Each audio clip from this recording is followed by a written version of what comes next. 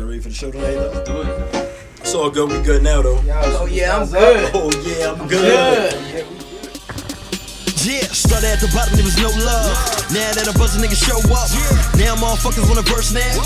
So I charge them double like they owe us. We came up like a hay yak now. Cause I started with a 9, I got a Mac now. Nigga in a cold scrap, told them put the tech down. Nigga, every verse of the spit's fucking crack now. Nigga, what?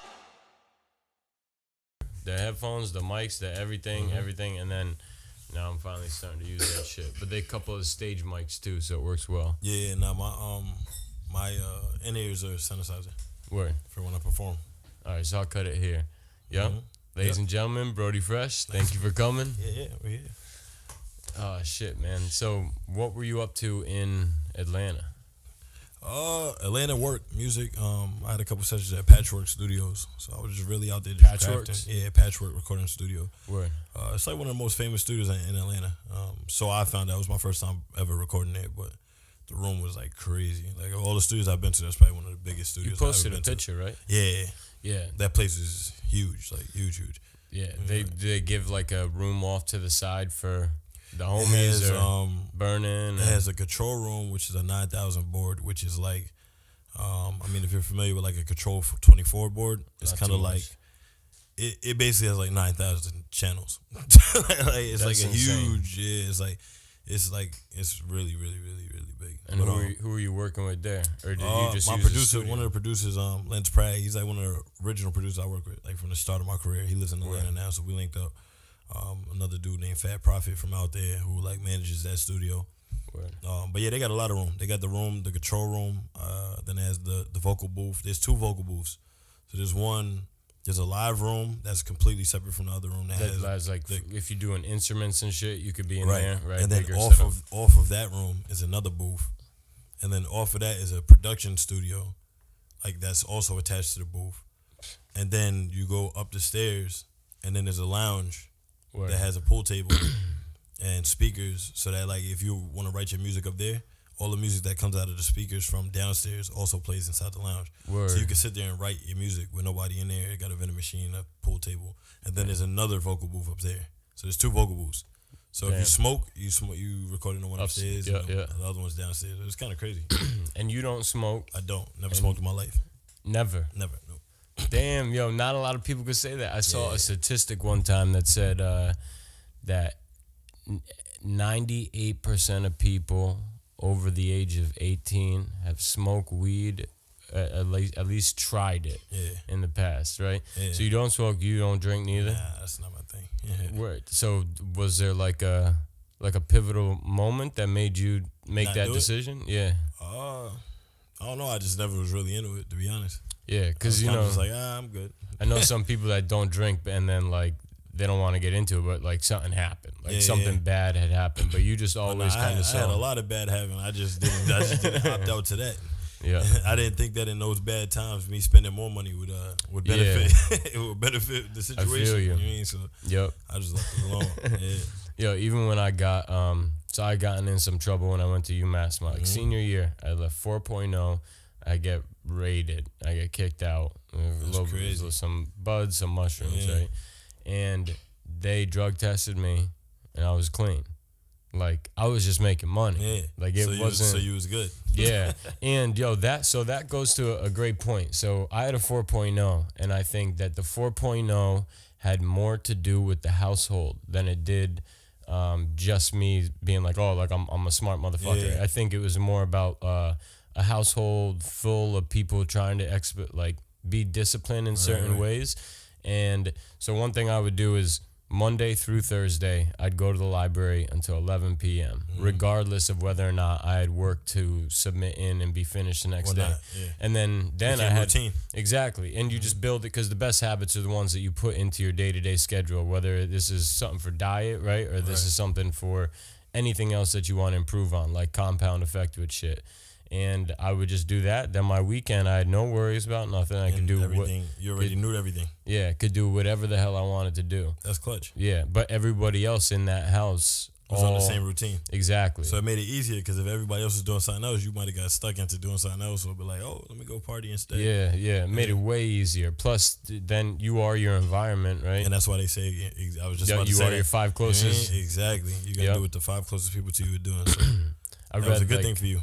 Very good thing. I read a book called The Compound Effect recently because I'm getting into network marketing, which is like a profession, and it's in regards to building assets, right? So the goal would be to buy some of your time back so you don't need to be there and money is still coming in. Yeah, that's everybody's goals. Exactly. But they break down that 5-person thing, and they're just like, okay, well, look at the income of your 5 closest friends. Right. As well, because there is a correlation between that as well. Like, more successful people hang out with more successful people, and they're building off each other, right? Like the momentum that you would catch from that. Yep. So do you have homies that you, like, you said you got like producers and stuff, but do you have like a core squad, or is it really you hustling as independent, but you got people you jump around as to? far as with the music specifically? Yeah. I mean, I got a team definitely with the music, like, you know, that I try to, a majority of them that actually like create music for me, like in LA. But yeah, like I have a team that's separate from necessarily music. That's just like my people, my normal circle. And then I also got my music circle, you know what I'm saying? As far as like creators and things like that. But yeah, like majority of them, I work out of LA. I have a couple in New York too. But I just try to be around the ones that stay active when it comes to the music, because it's very easy to get lazy with music. Yeah. You know what I mean? You get one record, you're on the radio, everybody's like, oh, I'm good. And it's like, nah, you're not good. So you got to be around the people who look at their plaques like it's nothing. You know what I mean? So it's like my new single now that I'm getting ready to release, I'm the only person on it who doesn't have a platinum plaque. So like stuff like that is what motivates me, because like to them it's like, oh yeah, let's get another one. You know, and to me it's like, whoa. Like, so when you say you're the only person on that don't have a platinum plaque, you mean like everybody else that's a part of that song. record? Yeah. Word. The Okay. producers and the songwriter for the hook. Word. All of them. That sound like an platinum Illmatic plaques. vibe, right? Yeah, It wasn't until like many years after that I realized the other successful, talented people that were involved with making Illmatic. Because when it came out, I was young as shit, so I was listening. I wasn't really thinking about it, and now the fact that it took a lot of people to get it to that point. Yeah. And one thing Nick's good at like, a track will come out and he pays all the attention to like, okay, so who produced that, whatever, and then he'll start combing through vinyls or go and see the other work that they did. Yeah, it's like because it's important. It's very important. There's a lot of people that go into it. I mean, into really creating that vibe, because a real producer could really like, they don't just produce, they vocal coach, they do different things that kind of help you bring that vibe. I'm not sure if you guys are familiar with Buckwild, the producer. I don't know. I was in, he's shaking his head. I was in the studio. Studio with Buckwild last night, and Buckwild was like really like, you know what I mean, like coaching that. He's like, man, like, you know, like a real producer is actually vocal coaching. He's actually showing you what to do, and it's kind of like, I don't know if you guys seen that excerpt from Russ the other day when he was like, it's not the rappers. I'm a big Russ fan, but yeah, he was like, it's not rappers' fault why music sucks. It's the producers, because rappers are just lyricists. It's the producer that make the music, and like, you know, that kind of obviously goes both ways. Is definitely a rapper's fault if the song sucks. You know what I mean? But, for sure. But at the same token, like a real producer is actually like producing. You know what I mean? Like like Diddy's a producer, and he might not be a beat maker per se. I mean, like specifically like a beat maker, but he executive produces. He knows how to put the right person on this song, in this right spot. And same thing with DJ Khaled. A lot of people shit on Khaled. They're like, oh, you know, he doesn't really even make beats like that. And it's like, bro, like look at his projects. Yeah. He executive produces his entire projects. He's giving us hits back to back to back with the right people on the right track. You can't just say, oh, you know, these two people are huge, so it's gonna be a hit. That doesn't mean anything. There's a lot of people who are huge artists, and if they did a record together, it might not come out and be a hit. You know what I mean? So you got to know who to connect with who, and what sounds, and what little drops, and what little, I mean, like everything, little auto tune, or whatever might need to be added to that track. That's what an executive producer does. Yeah. I mean, so I like that you brought up like the Puff Daddy example, right? Because so for a while, and even why I ended up starting this podcast was because I would do hip hop too, and then my brother is an artist. Right? He did Dad of Nicky Wah, and that's fire, years ago. He's really good with it. And then I'm sitting down, And I realized that like my art really comes from understanding people and knowing how to put the right people in the right place. And next thing you know, there's a team on a project where they want to do the work that you put them in because you've established they have passion in some way tied to this. Something, And when you're passionate about something, you're like, fuck it, I don't need to eat. I don't need to sleep. That's 100%. And that's why I try not to, even when my people, force anybody into a position. Yeah. Because a lot of people do that. They make it as an artist and they're like, yo, you know what? You with me? You're going to do that. Yeah. And it's like they don't shine there. Because Not it's not what look they at want to corporate do. America. They might do it just because, like, oh, this is lit. The situation is lit. I'm making some money. But after a while, that gets tiring. Because after a while, you're waking up every day doing something you don't want to do. Yeah. You know what I mean? Or something that you didn't sign up for. You know? So it's like I try to make sure that everybody aims to something they actually want to do because that's where you're gonna shine. Yeah, Like that with could music, be a life if I didn't want to do music, I would have quit a long time ago because it didn't make sense. I'm losing all my money. I'm away from my family. I have to quit every job. I'm sleeping in my car. It's I'm not sleeping really a couch to couch. routine. There's no reason. Yeah, if you don't love it, there's no reason to do it. Everybody would be like, oh fuck that, I'm out. Yeah. I mean, like I'm not doing that. Like, why would I do that? I'm broke every day because of this. Yeah, you should tell your kids when you get them, or if people already got them, right? You should tell them more. Like, so when I finally had enough with corporate, I had this like epiphany moment where I went back and I was just like, okay, look at your childhood, son. What are those things that when you were a kid, before you had the big world responsibilities, that you could just lose hours in and wish that you could do? Yeah, exactly. And because those are that's that little use case of like, hey, that's a safe bet. And it's a compound effect, right? So momentum, right? At first it's gonna seem like you're not doing much, and then when it flips, it flips real heavy. But invest your time in those things because everybody's investing different. in you, because it's like if you could wake up every day and go hard and clock in at a certain time to make somebody else's life easier, and you can't do that for your own, then something's wrong. You know Exactly. That's why I don't mind when I only get 2 hours of sleep, because I'm like, you know what, I did it for me though. Yeah, and you pop up and you're ready to go. I'm cool. I'm sleepy as hell, but you know what, I did it for me. So at the end of the day, this didn't benefit nobody else but me. So it's like it's cool. But me and the people that you know what I'm saying, like I'm looking to provide for or be there for. But it didn't benefit somebody else directly where they're like, oh, you know, he came and worked for me every day and did that. You know, so like it's a struggle, 100%, just like anything else in the other business. But it's a worthy struggle. It's worth it if you love it. Yeah. So like that's my whole thing. Like more honorable to the soul type of struggle. Exactly. You know what I mean? Like and like I just think of that example and I look at corporate America and I like there's a few this Johanny Hari and Joe Rogan podcast that really goes into like, yo, as humans we got psychological needs that we have to fulfill as well. And it's not just about what you put in your body, what's around your body, right? It's how you feel and every day. Exactly. So and you humans do not do well when you feel like you're being controlled in order to do something. And not only that, when you're doing things that you are not happy, like things that you feel like you're what's the word, like you're it's not worth, like you're worth more than that. You know what I'm saying? Like if you wanna like example, I tell people all the time, like, all right, cool, I got a 5 Series. So my car, they're like, oh, yo, your car note 600, and I'm like, that's cool, because when I wake up, every time I get in it, I feel great.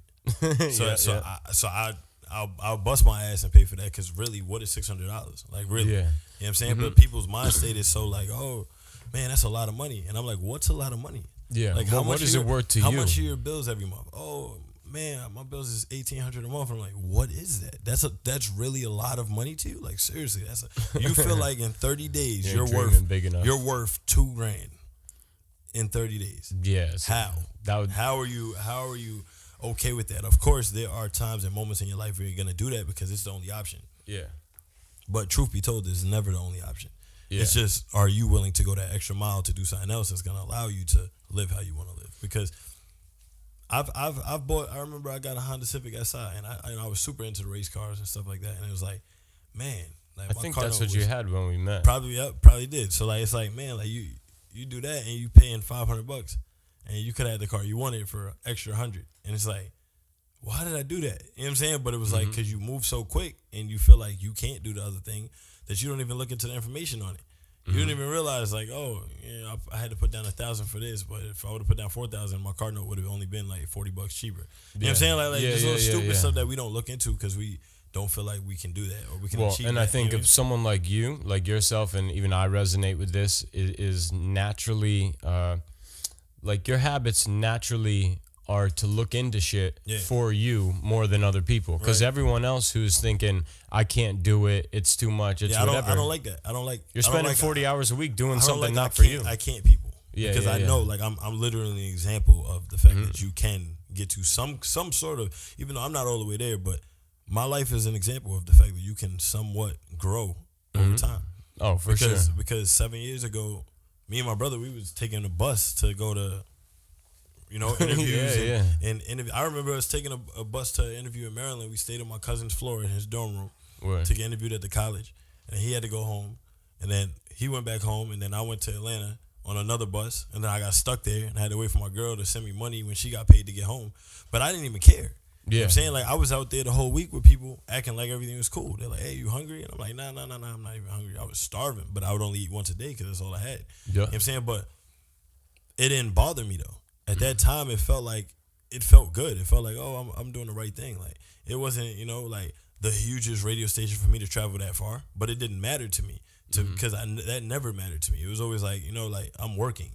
Yeah. And if I'm working towards what I want to do, then that's great. I don't care who they are. I mean, like, I don't look at nobody bigger than anybody else. Yeah. If somebody is willing to take time to invest into what I'm trying to do and hear my story, then they're a superstar to me. You feel me? Because they're working towards what they want to do. You know what I mean? So it's like, I've literally watched myself go from there to being on the radio and then being on the radio and being on tour and then being on tour. I remember I paid King Los to be on his tour. You know what I'm saying? And I did 30 cities with Los and I paid him for every show. But then last year during the Grammys, I asked him to come to the studio in LA and he came through and did a verse on my album. You know what I mean? With nothing, no questions asked. Like, so it's like to just see different things like that grow. It's like, oh, he must see some growth in me for him to want to come through to the studio and rock out. You know what I mean? Even if it was a huge charge or whatever it would have been, like the fact that he was willing to come out on the Grammys day and come to the studio with me, it was like, all right, cool. Like, I see myself growing. Oh, yeah. And that's the most important thing, man. I feel like that's what inspires you to keep going is when you see those little things. And sometimes we look for this huge thing that said, oh, you're rich. Oh, that's what made it. No, that's not what made it. Because I'm not working. I don't work for nobody. I wake up every day and essentially do what I want. Yeah. You know what I mean? So how is that? To me, that's making it. Yep.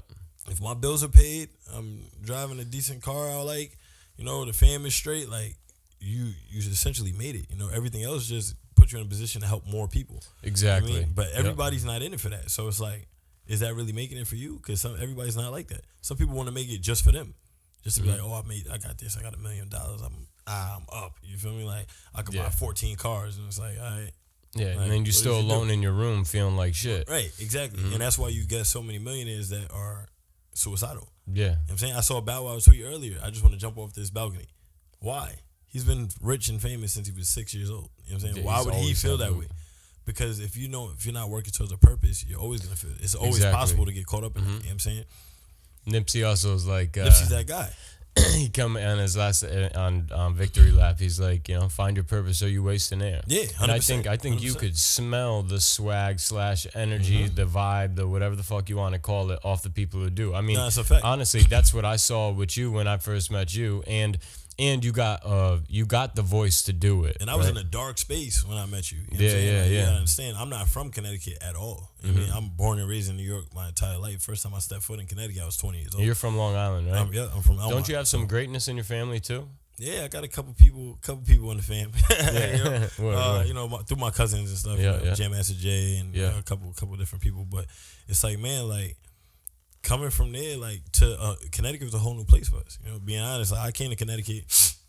I don't really like Connecticut. I'm not a fan. The first reason I came to Connecticut is because my boy was talking to some girl and she had a friend. That's really why I came to Connecticut, to be completely honest. You know what I mean? He was like, yo, my shorty, who was also from New York, she goes to school in Connecticut.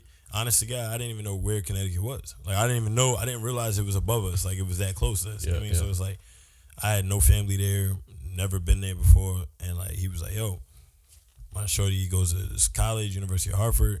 She got a friend. I'm like, okay, so what's up? He's like, yo, I'll throw you gas if you drive. I'm like, bet. And I went. You know what I'm saying? And then, that was why I went. And then it snowed and it was like a little blizzard. So I got stuck there for like 3 days.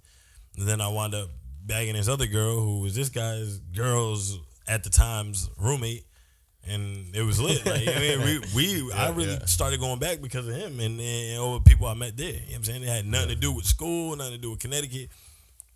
Where we was at was our own world. It wasn't Connecticut. It was University of Hartford. You know what I'm saying? So we didn't know nothing about outside of UHart. Yeah, We didn't that's know where my brother goes now. Exactly. We knew Albany Ave. We knew that the bus terminal was right there, and we knew the campus. That was it. We didn't know nothing about. You could have asked me a different city in Connecticut at that time. Oh, you know this spot, and I'm like, I have no idea what that is. You know what I'm saying? Like, all I know is how to get from Conover to Ecom. Yeah, because like you're living in your world, like exactly. doing what you want to do. That was why we was there, and it was like, I mean, now looking back at it, I know it happened for a reason. You know what I'm saying? But it, at the moment, it was just like, oh, just trying to get away from our normal reality. And so, what reasons in New York, do you? You know what I'm saying? What reasons do you conclude that to be? As far as the like when you Connecticut, say I know it happens for a reason. Well, I mean, at that time, 2010, my parents moved from New York to North Carolina, so they left. And they never came back to this day. And I still had the crib in New York. So I was like going back and forth, Connecticut to New York. I wound up applying to UHart after like, I want to say like a semester or maybe like a year of like just hanging out up there. I applied, I got in. I went as a student for one semester and then I dropped out because it was too much money. And then,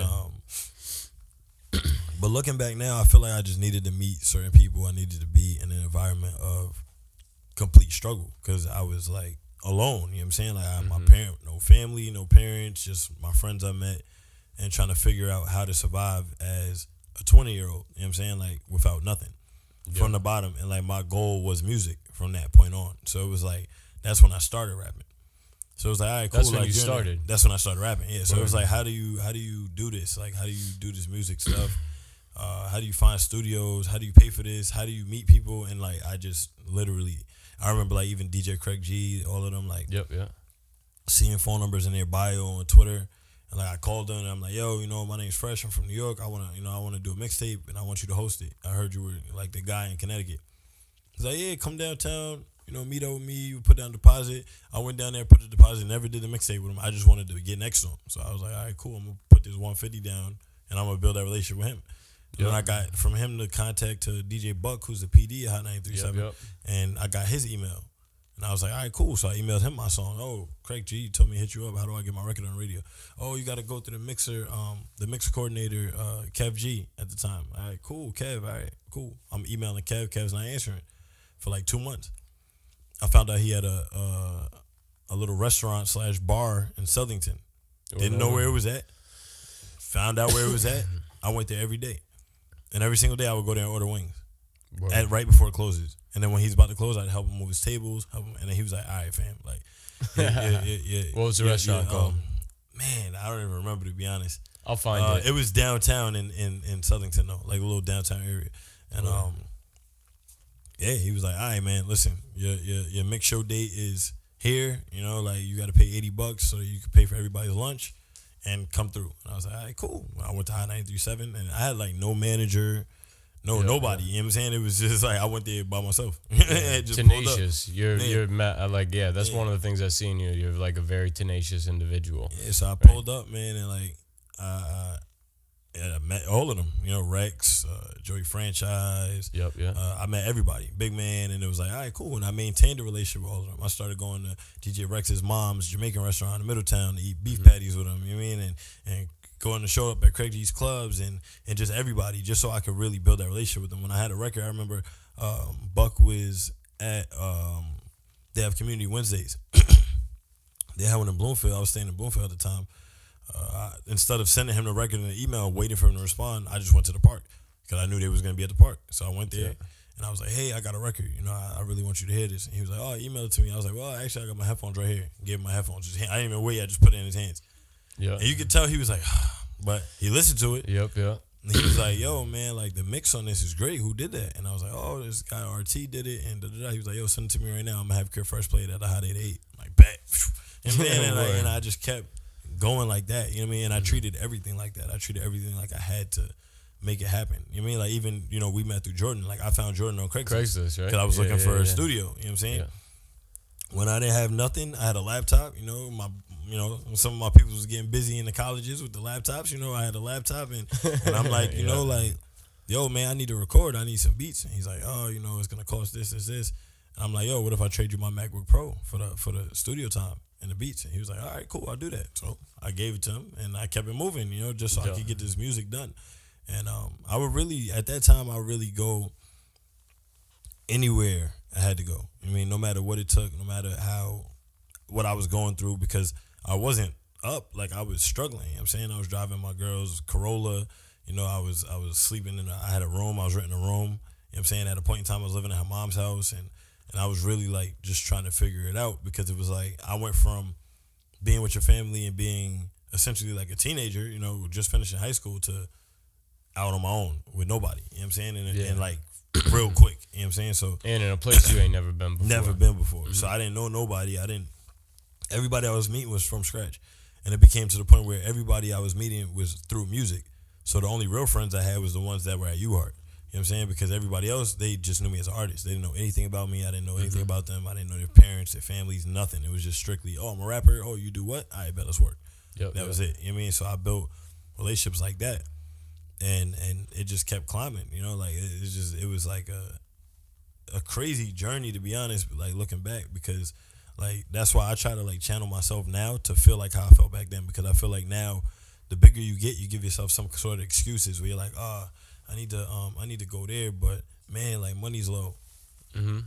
So I'll do it another time. And it's like, no, you can't do it another time. Do it now. Like if this was before, you would have treated the opportunity like it was all you had. So go do it now.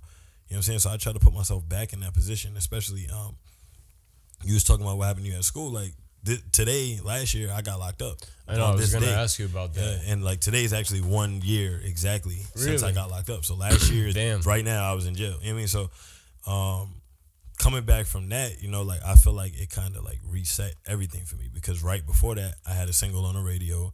Ebro had just premiered it on Beats One. Like stuff was like looking pretty decent. And like it went from that to everything was gone. I was opening up a studio in Enfield. Where in Enfield? On T-ville? Pearl. Is that in Pearl Street? Oh, word. Okay. Right down. It's like, I don't know if that's downtown, but it's like a couple blocks from Jordan's house, Jordan's mom's house. Yep. Like maybe like 2-3 blocks. Thompsonville. Mm-hmm. Yeah. So they took everything. My car, my laptop, my cell phones, my money, my keys to my studio, my keys to my house, like everything. And at that time, my daughter was 4 months old, so it was like a reset on everything. It was like, all right, cool, you were doing good. Like, all right, cool, we're gonna fuck you up. Like big time, and see what you do. Yeah, but it isn't kind of like not funny, but ironically funny how that tends to happen to people, right? I'm thinking about like right before that level up. Yeah, plenty of time. It's happened with me before, a car accident, being raided, etc. I think of Kanye getting into that car accident. And you know what it is? I feel like it's a final test, because all of the stuff that, like, I could tell you 100 stories of shit that went wrong. You know what I'm saying? Like on the way, 100 stories. But it's like, I feel like, that challenged me to be like, all right, cool, you're back at zero. What are you gonna do with that? Because right now you're not a rapper. Like you might, some people know you still do music, but at the same time, people were like, hey, you still doing music? Because you haven't put nothing out. So it's like, it literally reset my whole everything. And it was like, all right, you got to do this with no money, no car, no nothing.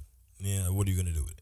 And why'd they take all? Did they? When you say they took it, is it more because you needed to pay for shit in the process? Nah. They took it because I got arrested for a gun and weed and codeine. So it was criminal investigation. You couple those together. It was a criminal investigation. And so you were in New York, right? I was in New York. I was in the Bronx. So they took everything from me. You know what I'm saying? So it was like, to do that, and restart all over, it's a crazy journey. You know what I mean? Like, because now you're like, all right, cool, I'm still struggling, but I'm like, okay. You know what I'm saying? Like, I got my own place. I got a car. I got this. Like, I'm straight. Like, I'm figuring it out. And then they take you from that to nothing. You got to refigure it all out, all over again, because now you need a whole new path. Because even if you were doing your little thing, you're not going to do that in the middle of a case. And then it's like, you got no car. And then it completely changes up everything. You know what I'm saying? And when you got no car at 26, 27, it's a different feeling than not having a car at 18, 19. Way you know what I'm different. saying? It's especially like a after loss you've of had a car independence. for everything. And now it's like, no car. Yeah, no cell phone, no nothing. You mean like you got nothing at all. You know what I'm saying? People are calling those phones. It could have been a music contact you could have had. Nothing. You got nobody knows how to reach you. Yeah. Or anything. So it's like, it reset everything. But I feel like now, once again, like I see why it happened. You know what I'm saying? But man, like it's definitely been a journey since then for sure. For sure. I mean, and then, okay, so I'm going to ask you something, but I'm going to come back to why. So are you a lucid dreamer? In what sense? What do you mean? Like you could be awake in your dreams and control them? Nah, I don't think that's really ever happened to me. No. I'm more, I wouldn't say in a dream, but I do feel like I see myself in certain positions sometimes. Gotcha. But it's more so like a reality thing. Like I could be at somebody else's concert and see myself. Mm-hmm. Oh, there. okay. You know what I'm saying? Where I'm like, yep. shit, like, whoa. Yeah. You know what I mean? Like that. Like that type of thing. You know what I'm saying? So, well, envisioning's a bit. You meditate? I pray. Yeah, for sure. Oh, same. One of the definitely same. pray. I'm a preacher's kid, so my dad's a pastor. So I grew up in church. Yeah. Oh, damn. I played the drums in church since 4th grade. You know what I'm saying? So you got one hell of a movie, and that's when I got in trouble, and because it was the same deal, lost everything, including cops telling you that night like, yo, you just messed up your entire education. You ain't gonna do nothing, right? And now you owe. At that time, I owed like 70 G's without getting the degree yet. I ended up getting back into school and everything like that, and I made it all work. But I asked about the dreaming thing because one thing I realized is that in the 2.5 years that I went from the 4.0 at UMass, everything's going great, knew all these people, to back in Enfield, not talking to nobody, needing to cut out certain people that I love in my circle because they in the wrong shit. That's a fact. That's a huge part of everything that happens. Yeah. It's seeing like who's really there. You know what I'm saying? Yeah. Like and it's not even just friends. It's family. It's everybody. For sure. You know what I'm saying? Like, because when I got locked up, they bailed me out. My parents didn't bail me out. Yeah. You know what I'm saying? And I'm not saying they don't love me or anything like that, but the reality of it is your kid goes to jail, you're gonna do they bailed me out. You know what I'm saying? Yeah. My other people's helped me with my lawyer. It wasn't nothing to do with anything else. So like you learn a lot of lessons for that, and a lot of those lessons hurt because it's like you expect certain things, and it kind of taught me not to expect from anybody. You know what I'm saying? Like if you can figure it out on your own, figure it out. Which is probably valuable. And it doesn't mean that nobody can expect, because some people are meant to be able to call on somebody, and some people are meant to handle things on their own. And I feel like there's two different people, and it's not, neither one is wrong. You know what I'm saying? It's just that some people can handle certain situations and some people can't. You know what I'm saying? And like everybody's built differently. So like if you can handle it, it's your job to pass that on to your people so that they never have to worry about that mistake, or they don't gotta. So hence why we here right now. Exactly. Right. Exactly. So my brother's the best example, but with anybody that I love and any of my friends, I've always been on that whole, let me tell you everything I fucked up. Yeah. Let me tell you what I learned to get around it and everything else like that. And then I'd be having conversations with people, and I'm just like, yo, if I could get one person to hear this conversation, like I know how I feel when whether it's a good song, good conversation, good podcast, whatever, how that can change the rest of their path forever, and actually help them not make the same mistakes or keep going on, right? If you're going through hell, keep going. And some people need to see that it is possible to get out of hell. Yeah, because some people are, they need to feel it for themselves. Yeah. And it's unfortunate because if you love somebody, the last thing you want is for them to experience this and be like, oh, all right, cool. But like, like a lot of, I feel like even, especially as an artist, like a lot of your friends and your family, they don't understand what you're going through mentally. Oh, no, not because at all. From the outside, it looks like, oh, he's being distant. But it's like, bro, like, I'm an artist. Like, I'm a loner. Like, I don't do nothing. I don't drink. I don't smoke. I'm chilling in a crib with a shorty. like, that's it, bro. Right. And to be honest, for me, I can tell you, like, from my perspective, if I'm chilling with my girl or whatever the case, it's because that's what keeps me from thinking about all the bad shit in my life. That was my zone out. Some people smoke to zone out. Some people drink to zone out. And that could be a dangerous trap. 100%. As we 100%. know. So it's like, for me, it was with my girl. I'm not thinking about nothing else. Yeah. I mean, and that's why I was by myself, because it wasn't not personal. It wasn't not loving nobody. It wasn't not wanting to hang out with my peoples. It's just like, I'm not in that position to do that. I can't. I don't got a job. I don't got a 9 to 5. Every time I get a 9 to 5, I got to quit because I got a show. I mean, and it's a lot to intake, you know, and coming from the outside, everybody doesn't realize that because it doesn't look like that. It looks like, oh, you're growing and you're leaving everybody. And it's like, bro, no, I'm not. Like, Yeah, I'm working hard. Like, yeah, I'm dying, like literally. You know what I'm saying? Like, I'm literally killing myself. Like, in these last 8 years, I've seen my parents maybe a total of 21 days in the last 8 years to this date. You know what I'm saying? So it's like, it ain't because I wanted to be that. It's because I have no choice. I can't take a day off.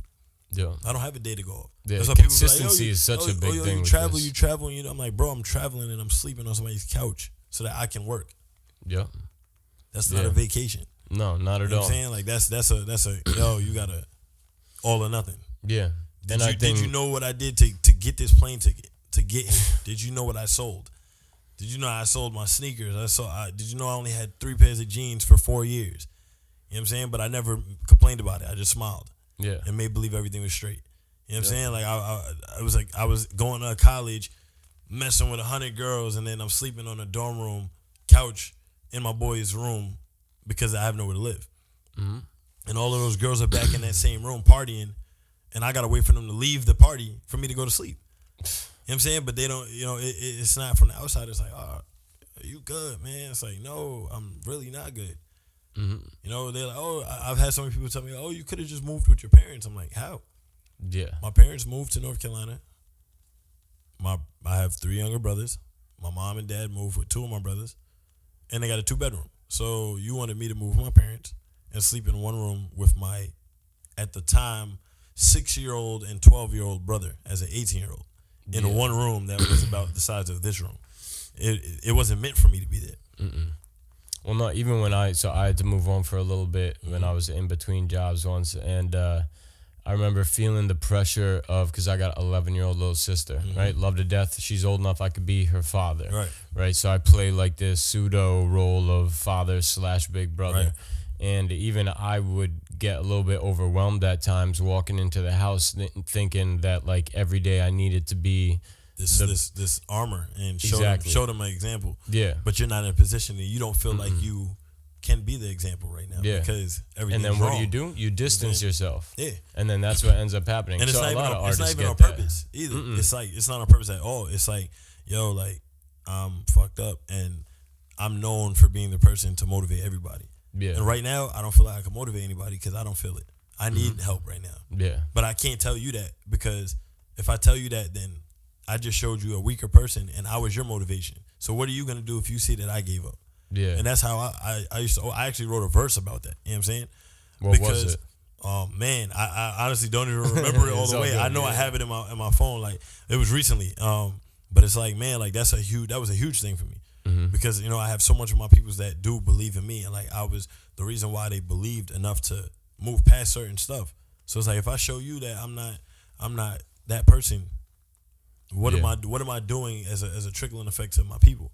I mean, they meant more to me than myself. Yeah, let alone so if like, they could understand. You know, that's always the next biggest battle. Yeah. Like, could they? You know, I've had those days where shit's just all completely wrong. And even if you think of like your 5 closest friends, like one of them is so far from that perspective that they're just not going to be able to take. And next thing you know, you go through your phone and like, I don't have no one to call, right? I'm the one everyone hits up to go through the deep shit, to help them out of it and to inspire and motivate them to move. And that's a big role. You know it's a big role. But it's for a reason. You mean God wouldn't put that on you for no reason. I was just going to say, so God like, gives his favorites a hard time. Yeah, it's you know, it's just like, all right, cool. So let me get back right. Yeah. Because I need to be right because my people need to be right. So I got to be right. No excuse. Yeah. You know what I'm saying? I'm not going to give them no excuse. You know what I mean? Like, so I'm going to just figure this out. And that's like how I've always been. You know, I always was like, all right, cool. I'm at a wall. All right, let me figure this out. Yep. Let me figure something out. Even if it's something I don't want to do, I'm going to try to figure out a way to do that just so everything else can be right. Because your peace of mind is like a huge thing when you're doing music. Oh, if you have no peace of mind, it's hard to even write. Yeah, creative space. And like that's another thing, like a lot of people don't realize that. Like if you don't have peace of mind, how could you write a story? Yeah. No. And make it something that other people could relate to. I mean, that's what I was thinking about when you were saying, oh, just go move back in with your parents. Yeah. I mean, like as an artist, you definitely understand you have a creative zone. There's a lounge in that studio for a reason. You never know. You just never know when it's gonna hit you. And that's really the thing. You know what I mean? Like, I never used to be able to write in the studio. because I used to write in my car, everything. Because it was just like my me space. too. Me too. You know what I mean? Like, I was sit in just the car. telling Nick yesterday, I have very few places that I feel as comfortable as I do in the driver's seat of my whip. Exactly. So I would just sit in the car for hours and just work on music. Word. You know what I'm saying? And it was like, You know, bump it. everybody else feels like, even if you have a girl, you know what I'm saying? They might be like, oh, why you not in the house? And it's like, yo, this has nothing to do with us. Like, this is just me. I'm literally, this is just my creative space. You know what I mean? Sometimes I wake up out of my sleep and write a whole verse like straight through. Like every bar came to my head. You know what I'm saying? And it wasn't even, it was like random. Like I just woke up and I was just hearing this and I just wrote it out. You know what I'm saying? Let's see if they want to talk about this. No, but so I set an alarm for. I thought we were gonna start earlier, so I set an alarm because I was like, you're gonna forget to hit up Ash when it's over. So I set an alarm before. That's what's up. That's what's up. So yeah, like man, like I really tried to like focus in on that because I just knew that I had a purpose for this. Like I knew, like, and that's why music has always meant so much. You more always to me. felt that way, right? Man, like I've always ever since a little it's weird kid, because deep down, from a kid. I mean, like, I was a straight A student my whole life. You know what I'm saying? And I'm not saying I was the best kid in the world because I wasn't. But when it came to school, I was a straight A student, and it wasn't even on purpose. It was just, I guess I was a smart kid. Like, I don't even know how to explain it. You know what I'm saying? Like when I was young, they used to be like, tell my parents, like, oh, he talks a lot, man. He talks a lot in school, and, you know, and he talks a lot in class, and it's, like, affecting other people. And then they'll be like, but you know what? Like, the weird thing about it is we don't think that he's doing it because he talks a lot. And my dad would be like, what are you talking about? And I'm like, it's because he already knows the answer to what we're teaching. So he's bored. So he doesn't have nothing to do. Yeah. So he thinks that everybody else got it as quick as he did. So he's just talking to them. But like they're trying to figure it out. You know how old are you when that was happening? Like 8, 9 years old. You know what I'm saying? Like I'm talking like 3rd grade. They tried to skip me to 6th grade. My dad was like, nah. Just leave him where he's at. You know what I'm saying? Like, I got my first B in 11th grade. I mean, I was in advanced classes from 7th grade. Same you know what I'm with saying? me. So like Same with me. my passing, you know, when you go to high school, if you get a 64, you fail. A 65 is passing. My classes was 85 was passing. You know what I'm saying? So it's like I just. Why was that? Because I was in advanced classes. Oh, and word. With advanced classes, if you get below an 84, you failed. Yep. Yeah. But you know what? I was like one of the only black kids in my class. And it would push me because I know they was looking at me weird as hell because I wasn't like them at all. That's the thing. It's not like we didn't have similar backgrounds. I wasn't the super preppy. You know what I mean? Like it just wasn't that. It was just I was just like this. I was just smart. So it was like it was kind of weird. Yo, because that's we how were I from felt. 2 different places. You know what I'm saying? And like they would be like, oh man, it was like the competition of stuff and that was so weird because it was like you got your boys and they're like, oh yeah, I gotta go to summer school. And then in my class it's like, oh, I got 102. And they're like, really? That's all you got? Like, I got 112. Like, oh, I got all the bonus questions right. I got 120. And it's like, what the fuck is, like, what are y'all talking about? You know what I'm saying? But it's like I always was there. I was always right there. Like, anybody that ever talked about me, they'd be like, oh, he's going to be something. I don't know what, but something. You know what I'm saying? Like, he's going to be something. So it kind of tripped out because, like, I remember a couple years ago having a conversation with my dad, and I was like, man, like, it's crazy. Like, I make majority conscious music over the clubs.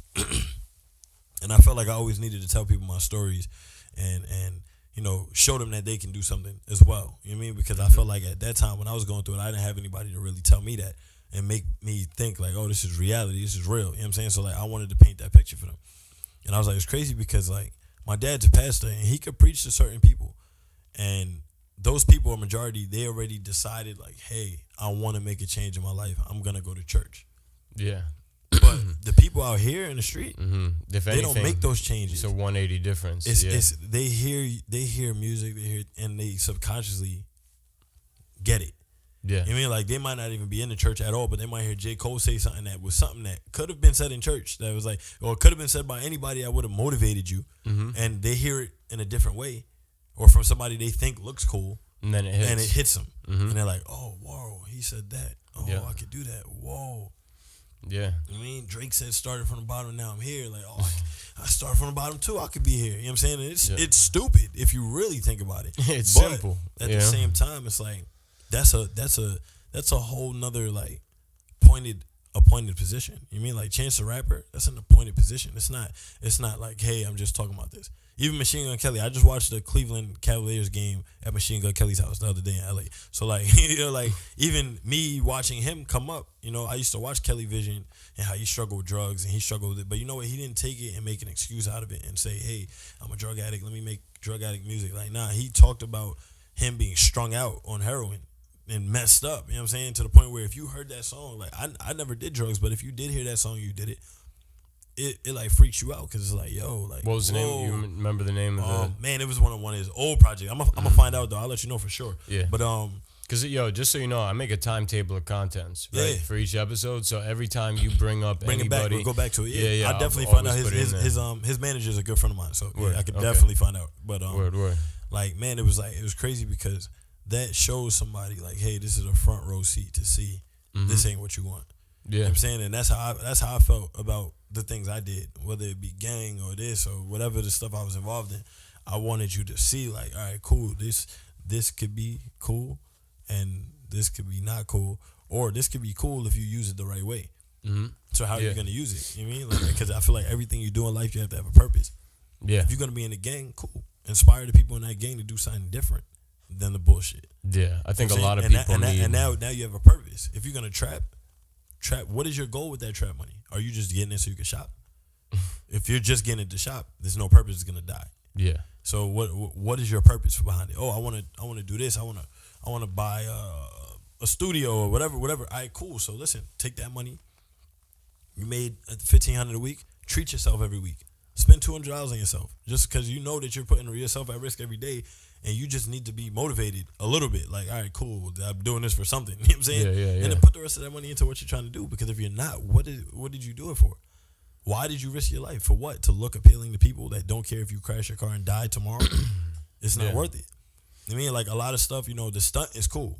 But if I got it, I love it for me. You know what I'm saying? One thing I know about my brother, he likes jewelry. He ain't getting it because he can post it on Instagram. He's getting it because he likes jewelry. You know what I'm saying? Yeah. Like, so it's like you gotta do what you like. Forget everybody else, because those people really don't care at the end of the day. Like, they really don't. You know what I'm saying? People, Brian from Fast and Furious, he died. It hurt my heart. But you know what? A little while later, everybody forgets. Yeah. So it's like, so these are the people that you're looking to impress. The only people that you really should be impressing is the people around you and motivating them by your impressions. Yeah, he did a lot of really positive shit 100%, for the community 100%. And stuff. So I'm sure there's how fat. No, that's what I'm saying. There's definitely people who care. Yeah. But I'm saying majority of the world, how quickly they forget about you. You know what I'm saying? Oh, real quick. Kodak Black is in jail. Oh shit, I forgot. Yeah, I did too. I didn't even realize that. Oh, he was still in there. Oh snap. Yeah, they'll forget quick. But then Meek Mill came home just now. Yeah, I seen that. And the crowd goes wild. It's crazy. Yeah. You know what I'm saying? What were they? You didn't have to do anything to, because I hate when people are like, oh, well, you didn't even do nothing for me to get out of jail. It's like, bro, nobody's job to do anything for you to get out of anything. No. You know what I'm saying? But what it is their job to do is to teach their other people how to not do that.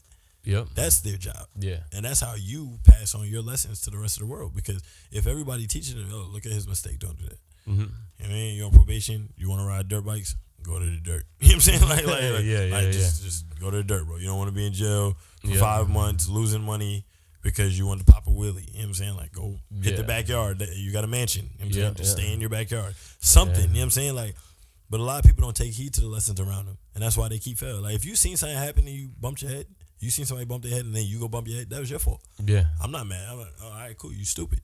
Yep. I got locked up for this. All right, cool. So if I get locked up for it again, whose fault is it? It's my fault, because I didn't move. I didn't trust my instinct and move the way I knew that I was supposed to move. I went and did it again. So that's your fault. You know what I'm saying? So it's like you gotta really learn from everything around you, not just your people, and then you gotta take that and teach your people so that they don't make the same mistake. And if they do, you can't feel bad. A lot of people be like, oh man, my man's like, I just really want him to get it. And it's like, no, maybe it's not his time to get it. So you can't force it. If he gets it, he got it. If he didn't get it at the time, all right, cool, he'll learn. Yeah. It's unfortunate. Sometimes people got to learn other ways. Every addict out there. But that's their life. That might have been their path. That might have been the way they needed to learn. You know what I'm saying? Everybody doesn't learn the same. No. Some people got to put their hand in the fire and burn it and see they got a cool mark. You know what I mean? To be like, oh, snap. Like, I can't do that. That was stupid. You know what I mean? Yeah. So it's like, you just got to each one teach one, man. You got to figure it out and just keep going from there. You know? And that's why I try to surround myself around people that I know are levels above me, because I'm like, how did you get that? You got a platinum plaque? All right, cool. How did you do that? Yeah. I'm not even gonna ask you. I'm gonna sit here and watch you do it again, and let me figure it out. And then if I got any questions, I'll ask you. But right now, I'm gonna just observe and write it down, and figure it out. Yeah, I'm surprised at how many people don't seek out mentors, even if you're not calling them a mentor, but don't go and It's pride. seek help. It is. It's pride. A lot of people are too prideful to ask. But then at some point, wouldn't you realize that the learning curve alone and you being smarter, wanting to do more complicated shit means you're going to, exactly. And then, or if you don't have a mentor and you're trying to do something, right? Like I think things like Logic or Adobe Premiere and Illustrator, right? You want to make a triangle, you spend 3 hours learning 200 other things. You still ain't got the triangle yet. Like at what point do you jump over your pride and go, all right, I need a teacher, right? But you know what it is? A lot of people don't know how to present themselves to. Yeah, you ask. See, a lot of people don't ask. But even that though, like, how do you? I always thought about it like, if you want to get somebody to help you, what is the best way to get them to help you? What would you think it would be? If you need somebody to help you. Mm-hmm. I mean, I just think being sincere in like. I don't know exactly how I would frame it. It would depend on what I'm trying to get from them, what I would need. But first and foremost, it's going to be showing thanks. Right. 100%. In what I've absorbed from them, from the outside looking in the past. And, you know, because, all right, so I've been reaching out to Joe Rogan to see if I could get JRE to sponsor this podcast, right?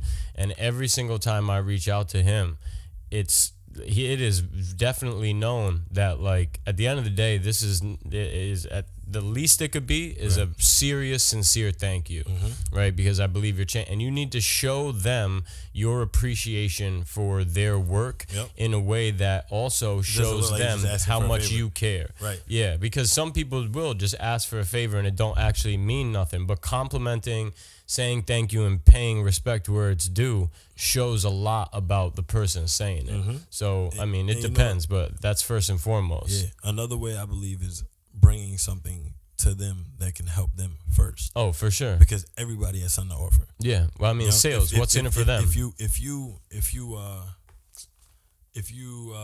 Let's say you're trapping or something like that. You know what I'm saying? And you go to your main guy, and the first thing you're like, "Yo, can you front me?" It's gonna be like, everybody asks me that. But if you go to him and be like, "Yo, what's the ticket?" That's the ticket. All right, cool. I got a dude that needs 30 with a point up on that. And you make him 4 bands. You think he's not gonna be eager as hell to be like, "Oh yeah, I got you. Yep. I got you. I'll even teach you what I'm doing." Yeah, So you can get in. We can keep doing that. You know what I'm saying? Yeah. So it's like, and that's in anything. You know, you do music, you got a producer. All right, cool. I met producers that are platinum producers, and it's like, I know every single day they get 300 emails, text messages, Instagrams. Yo, I'm the best rapper in the world, bro. Work with me.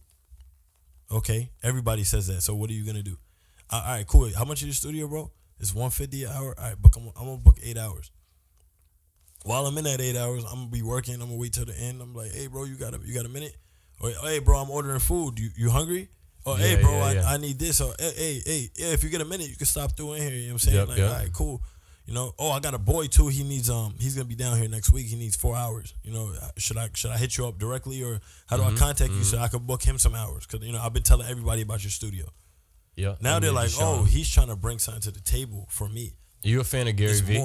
Yeah, for sure. So jab, hook. Exactly. Boom. Exactly. There it is. Exactly. My brother and I were just re-talking about this and even ways to implement it into the podcast first and foremost, where everything's a give and a get. What's in it for me when you're asking me for something? And but it sounds let's greedy, give but you it's a bunch not of greedy. Nah. It's not greedy. Because how much for are you giving? You're giving a lot before you hook. Exactly. You know what I mean? So it's like if somebody around you, or they don't get the fact that, all right, cool, I'm gonna do this, and he's gonna make a little something too while you're helping them, then they're not your peoples. Because like, oh, all right, cool, so you want to win off of something I built, but you don't want to help me win. Exactly. That's crazy. So it's like you got to monitor who's that's around insulting. You. It is, and you got to monitor who's around you and who you love and who you allow to come with you because of things like that. You know what I'm saying? Like, and that's even lessons I've learned with people I've worked with in the past. So I'm like, oh nah, I can't be near them because they don't know how to move.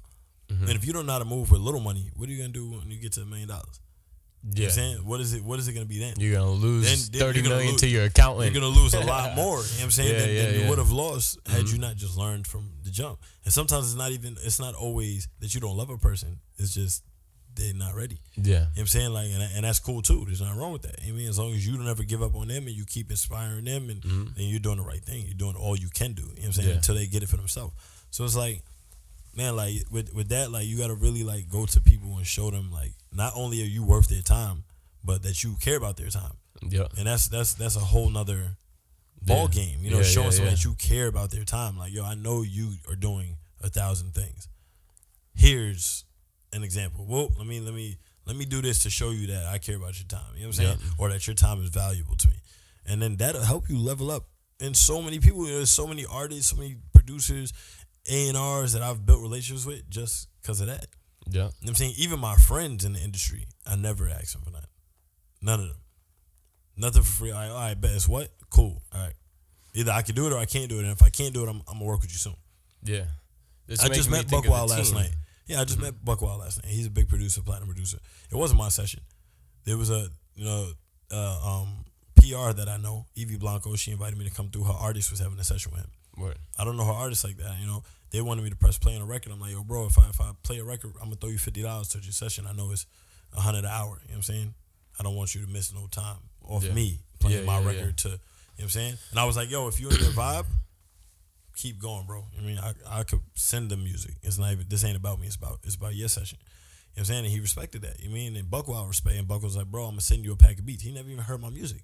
Why would a platinum producer want to send me a pack of beats and he never heard my music? Yeah. Because it must have been the vibe that I gave off to him. Like, oh, I care about your time. Like, you know, like, how much is it to book you for an hour? So I'll book another studio one day, and, you know, if you're free, you could come through. Yeah. You know what I'm saying? And it shows that initiative, like, oh, he cares about, he's not just looking for, like, oh, let me just get that, bro. Yeah, it's like you get to present a piece of your character, which shows the amount of respect that you already come with before. And it got to be needing for get everybody. deep. It can't just be for a platinum producer. For sure. It has to be for a producer that just started. Like, it has to be for everybody, because it's just like you said about your school. You went there every day. You went to the library, and you was there till 11 p.m. You disciplined yourself to be that way. Yeah. So if you discipline yourself to treat everybody with respect, you'll never miss. That's because now so I was not, just about to say, like, exactly. Now it's not like, oh, he's big, and because you know how many people do that. I know people that literally shit on my peers who are friends of mine because they're not necessarily there yet.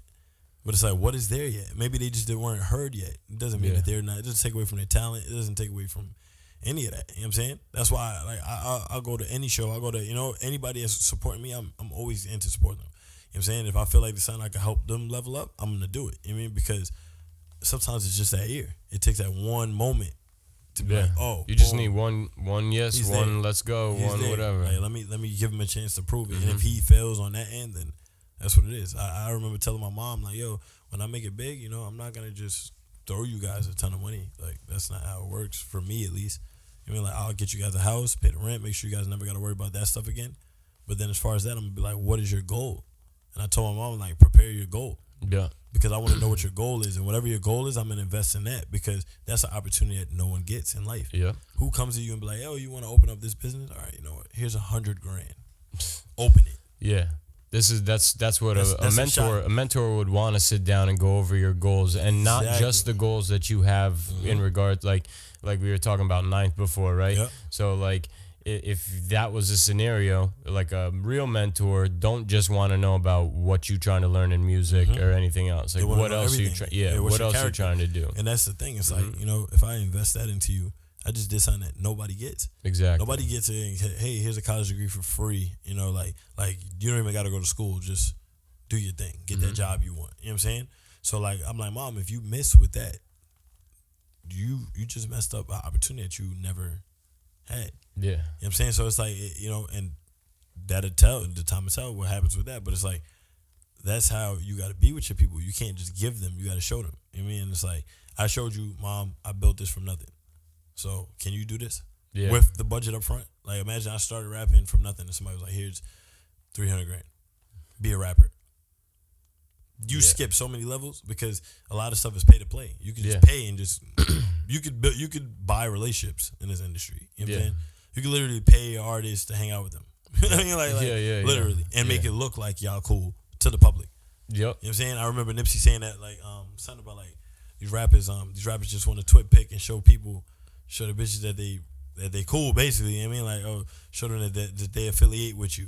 You know what I'm saying? Like, and it's fake. You know, a lot of people do that. You know how many times you see a person you know personally take a picture with an artist or something like that, and they be like, post it with the bro, and it's like, that's not your bro. You don't know him at all. Like, you don't know him. You just met him. You just take a picture with him. I don't think I would ever be like that. Yeah. Ever. Maybe there's a lot of people. Maybe I'd write like, yo, just met the homie. Yeah. You know, whatever, see, but that makes sense. It. But you know what? A lot of people are like that because they rather look like they made it than actually make it. Yeah. You know what I'm saying? You can't be around people like that because they'll do whatever it takes to look like they made it. Yeah. Whatever. Oh, you know and you'll get thrown under the bus in a half a second. 100%. Then they talking when you ain't there, right? And then they gassing you up insincerely and then about shit. They make you look bad.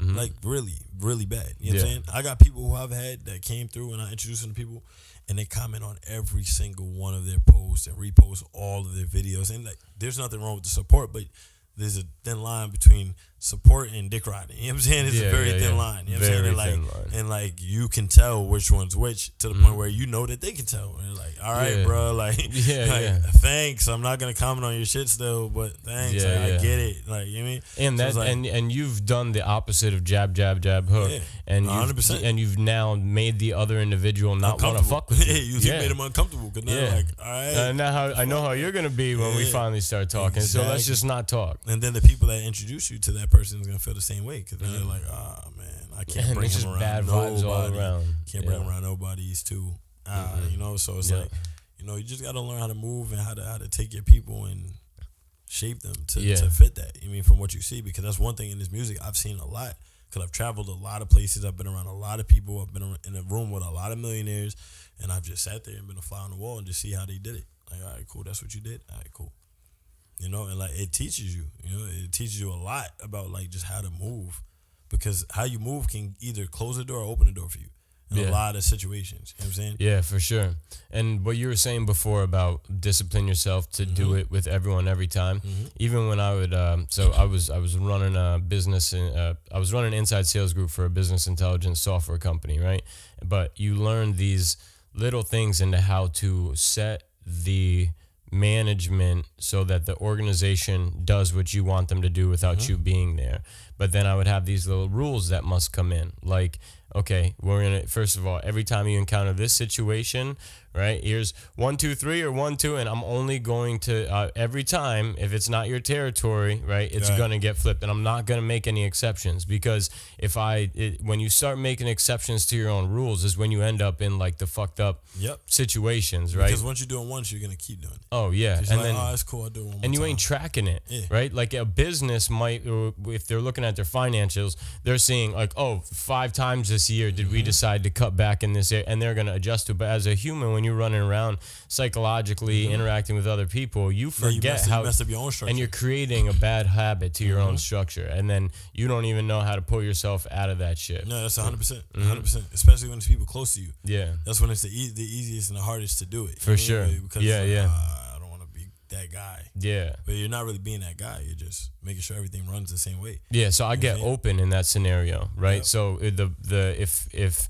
you and I, if you ask me for something and you're my homie and I feel uncomfortable about doing it, there's some people that would be like, okay, and no, I'm like, I'll like now I just put it right out there. Like, here's why I'm feeling uncomfortable with it, because like, you know, when you get anxious or your adrenaline starts going, you know, you're not in the position to make a good tactful decision. So even with freestyling, for me, I've always found that airing it out, even being in a room and saying like, I'm anxious, right? Okay, good. Now I've set my own scene and everybody else knows where I'm at, and that in itself has alleviated it. So even when I communicate with other people right now, I'm much more open and direct with how I'm feeling, whether that's good or bad. And you gotta keep up with the good too, right? People are also gonna realize you're the motherfucker that only talks shit and is complaining about things, and they're gonna bury you deeper for that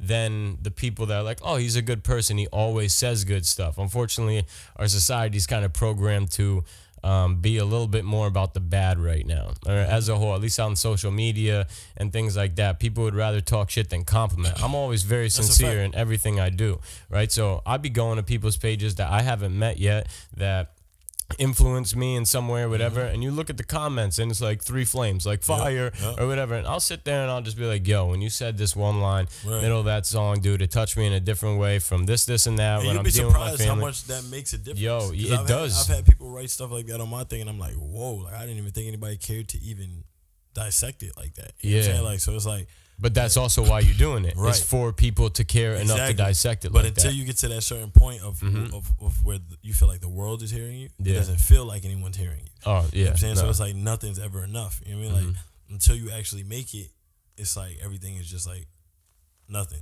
As much. You know what I'm saying? Mm-hmm.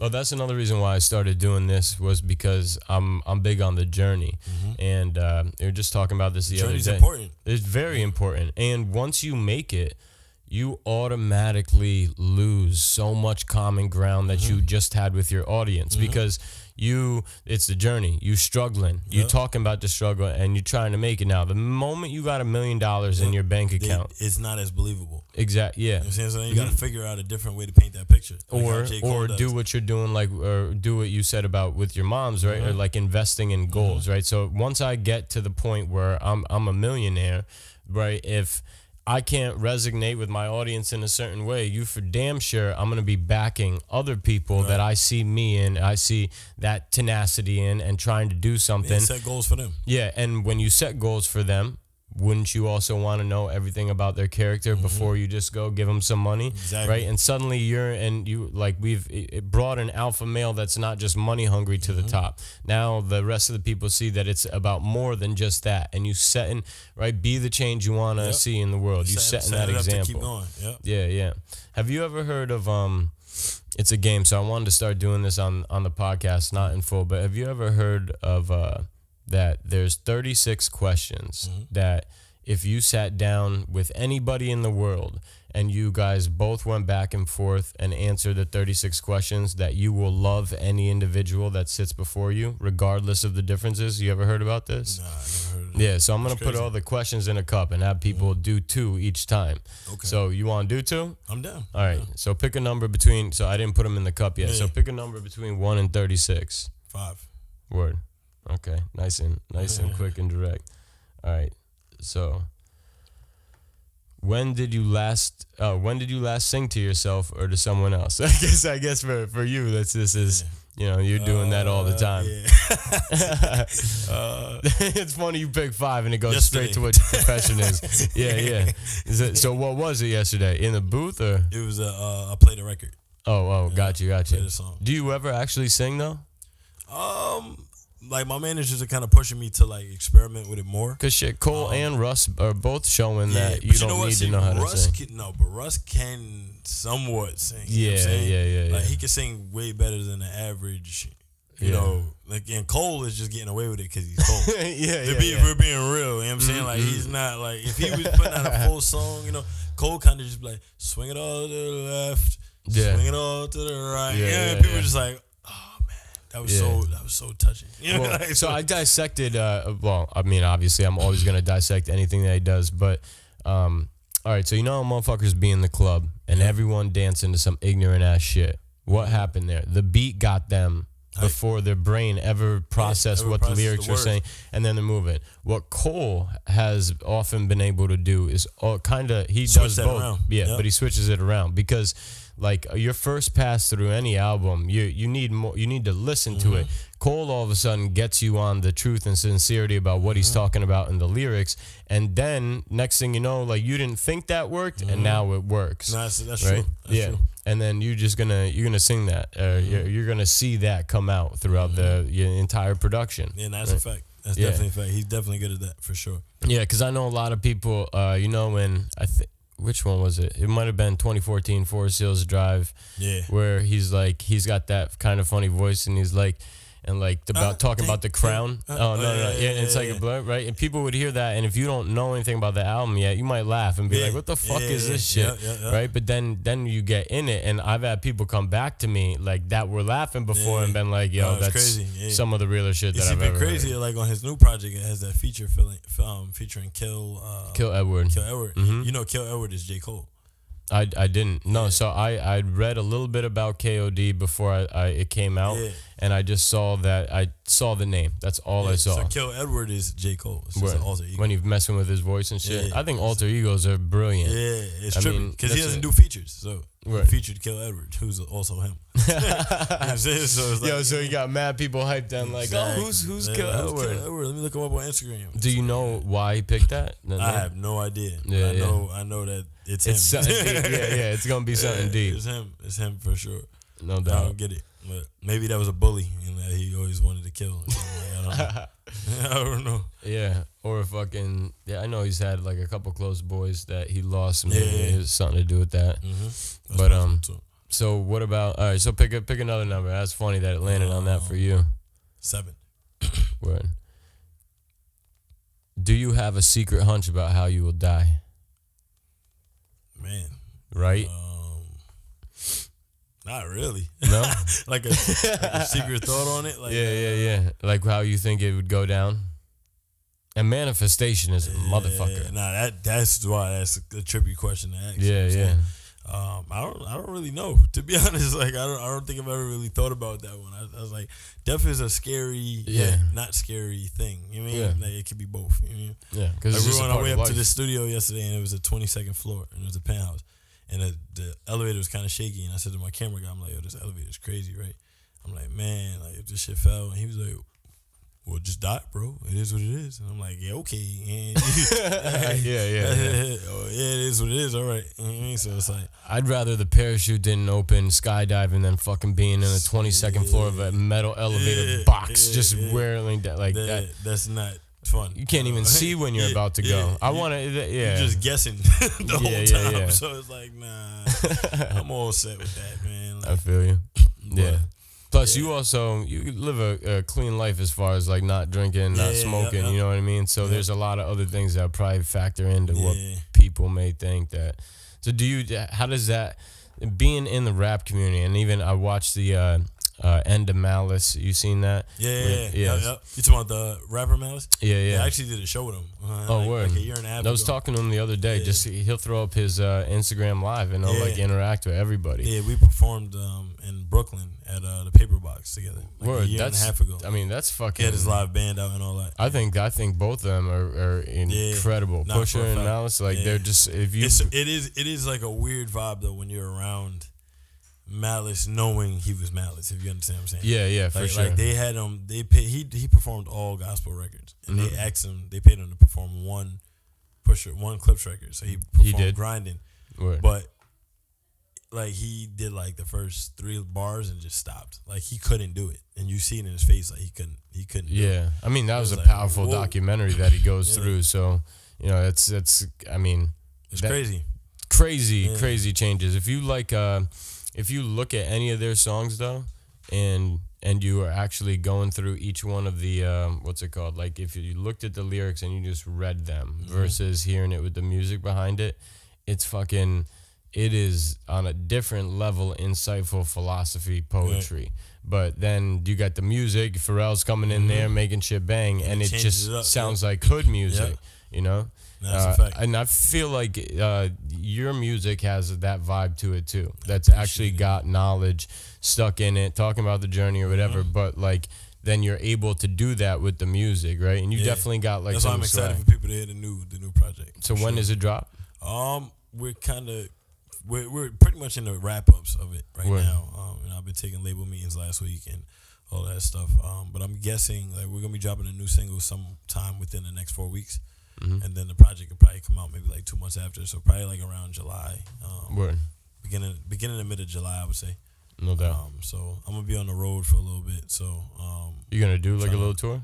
Yeah, I'm doing some dates with Tory Lanez, which I didn't announce that yet. So that's I'm a big. So what's your take on his sampling?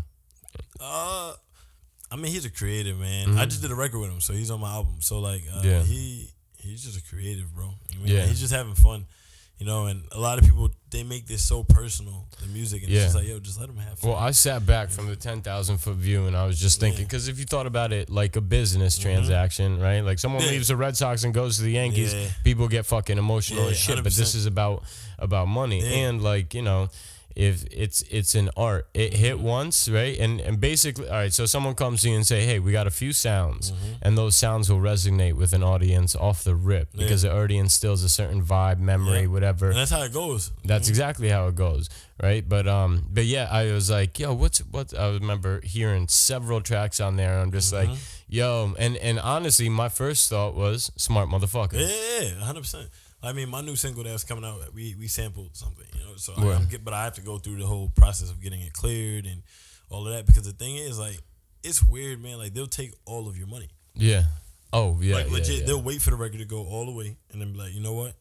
Thanks. Yeah, we got the shaft in music. Like, you know, thanks. ain't no one Let me taxing my take brother for using the color orange. Mm-hmm. That's some bullshit. That would be crazy. Yeah. I mean, who knows? At some point, we getting more and more digital. But yeah, I think that's a little bit ridiculous to the artist. Right. Nah, and that's the thing. Like, they'll take your whole check. Yeah. They can't get your publishing, but they'll take your masters, like the whole thing. So whatever it sells, they'll take the masters from it. You know what I'm trying to get to that 444 mentality. When that's a crazy thing to think. Like, oh, I wrote this record, I made it a hit, I made the production, I went through all the money I spent to make it a huge record, and then somebody takes it because you used their voice saying hello. Yeah, I mean, I feel I'm siding with Cole on this one. You make the art, you put it out into the. I get that you need to pay respect where it's 100%. due. 100%. You can give them something. Like, I'm not opposed to that. Yeah. Like, hey, let me go. You know, I'll give you. It stunts the creative process. I'll give you so 1% much, though. or 2%. You know, like, that's not like a hurtful thing. Like, if somebody came and made freaking $20,000 because someone used their voice saying hello, that's like. And that doesn't necessarily make it the hit, you know. So it's like it's kind of like a weird thing, you know. Some people some of the Tory records were splitting images of other songs, so I guess I get that, like, you know, love, like everyone for But I mean, he's having fun, man. Everybody that's can't gonna be do a lit tour. You're doing shows with him. That's like everybody can't. Do it's that. your time, son. God willing. Yo, it's like because when I first met you, I had that thought, right? That's why I asked you. Is even when you were a kid, did you always kind of have that feeling? Yeah. Ever since I was a little kid, even on the worst of my days ever, you still felt I've always, it's almost like if everything black because it's all depressed and everything, but then there's this little glimmer that hey, you, that you. I definitely can't felt wait. like that. I always used to tell my parents I'm gonna be rich. I used to always say that I'm gonna be rich one day. Watch, and they're like, okay, you'll see. So, manifestation's a motherfucker. Yeah, that's a fact. That's a fact. So when it happens, I'm like, oh, okay, he was right, I guess. Word. Well, anything you want to shout out? Like, so what I'm going to do is I'm going to do a little screen. I'm going to start doing these little screen recordings where I write Brodie Fresh in on Instagram. And then I'm going to throw that right after your intro so people also know where to get to you just on like Insta. But I make the timetable of content, so I'll plug your SoundCloud. I'll plug anything else. 100%. Anything, dates, anything like that you want people to know about? Man, I wouldn't say a specific date, but I would say like in the next month, look out for the new single for sure. No doubt. The project is coming in the next 2 months. It's called Lost and Found. Word. You know, we got King Los on there. We got Tory Lanez on there. Word. You know, so we got some pretty dope features. You know, we got a couple more on there too. So it's about to happen, man. Yeah, so we trying to put it together, man. But stay yeah. tuned. Shout out to y'all, man. I definitely appreciate you having me out for sure, bro. For sure. No doubt. You know, so let's get it. That's it. Awesome. Everything's Brodie Fresh. Apple Music, everything good. Tidal, good. SoundCloud, website, Instagram, Twitter. Everything's Brodie Fresh. So. Word. All right, shit, and man. Brodie's my last name, so it's not a nickname. Yeah. I know a lot of people go completely changing it. Yeah, Brodie's my last name. You know what I mean? So in California, it's like a nickname to everybody. So, word. Because everybody out there calls each other Brodies. It's like saying I even noticed Millie's been. He like, what up, says Brodie? it. Yeah. And for a moment, because I knew the relationship, I was like, is he talking about it? And then I started realizing motherfuckers all just saying Brodie. It's just a nickname. All right, when I tell people my last name is Brodie, they be like, no, it's not. I'm like, okay. You're right. Yeah. Oh, my last name's Samson. Exactly. You know what I'm saying? But it's more memorable. So That's a fact. good shit. I'll make sure that when it does come out that I talk about it with whoever. I mean, Yeah, that's absolutely. the beauty of this platform is it goes wherever the conversation wants. Absolutely. And then I'll plug you with a few of the highlights and whatever from it. But Let's I do think that this is one of those things, right? People are going to get to know you. Exactly. And it's about to happen. So Let's do it. it's your time. It's gonna happen for all of us. Yeah, yo, for sure. You just gotta believe it. That's a Believe fact. it and That's a work, fact. because your geniuses, you don't know when they're gonna show up. So how do you Exactly. supplement that? You work all the time. Exactly. That's There you 100%. go. You gotta earn your sleep. For sure. I like that. Yeah, I might put that on a shirt. Shit. Good shit. All right, man. Thank you. I'll cut it there. Y'all ready for the show today, though? Do it. It's all good. We good now, though. Oh yeah, I'm good. Oh, yeah, I'm good. Yeah, started at the bottom, there was no love. Now that a bunch of niggas show up, now motherfuckers wanna verse now. So I charge them double like they owe us. He came up like a hey yak now. Cause I started with a 9, I got a Mac now. Nigga, and I cold scrap, told him put the back down. Nigga, every verse of the spit's fucking crack now. Nigga, what?